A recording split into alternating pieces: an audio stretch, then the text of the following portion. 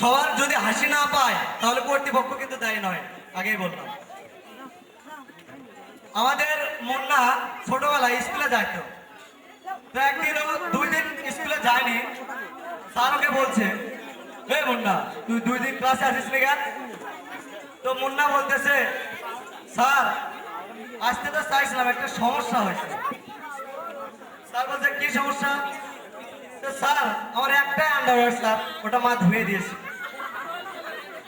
তো বলছে, ও ঠিক আছে, আসতে পারে। তাহলে তার আগের দিন আসলে না কেন?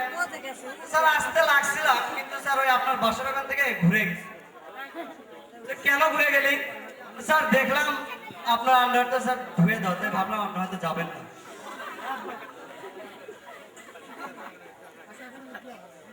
আমাদের বউ আর তার স্বামী ঝগড়া লাগছে, প্রচন্ড ঝগড়া। তো বউ এক পর্যায়ে রাগ করে একদম বাসা থেকে চলে যাচ্ছে।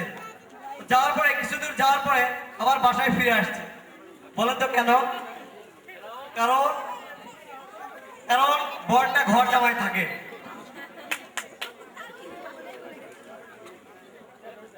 একটা লোক ডাক্তারের কাছে গেছে পায়ের চিকিৎসা করাতে। তো ডাক্তারকে যে বলছে, ডাক্তার সাহেব আমার পায়ের তো অনেক ঝামেলা, কি করা যায়, খালি চুল খাই নীল হয়ে যায়। তো ডাক্তার অনেক পরীক্ষা করার পরে বলতেছে, আপনার পাটা কেটে ফেলতে হবে। তো বলতেছে, কিভাবে কাটবো, আমার একটাই পা, দুইটা, একটা কাটলে সমস্যা হবে না? তো সমস্যা নাই, কেটে একটা প্লাস্টিকের পা লাগাই দেবো, যেহেতু পানি চা নিয়ে আয়। তো চা নিয়ে আসতেছে, এই সময় মুন্না দেখে এই গ্রাম চায়ের ভেতর লোক দিয়ে রাখছে। তো অফিসে অনেক কাজ, চাটা খেয়ে নিছে।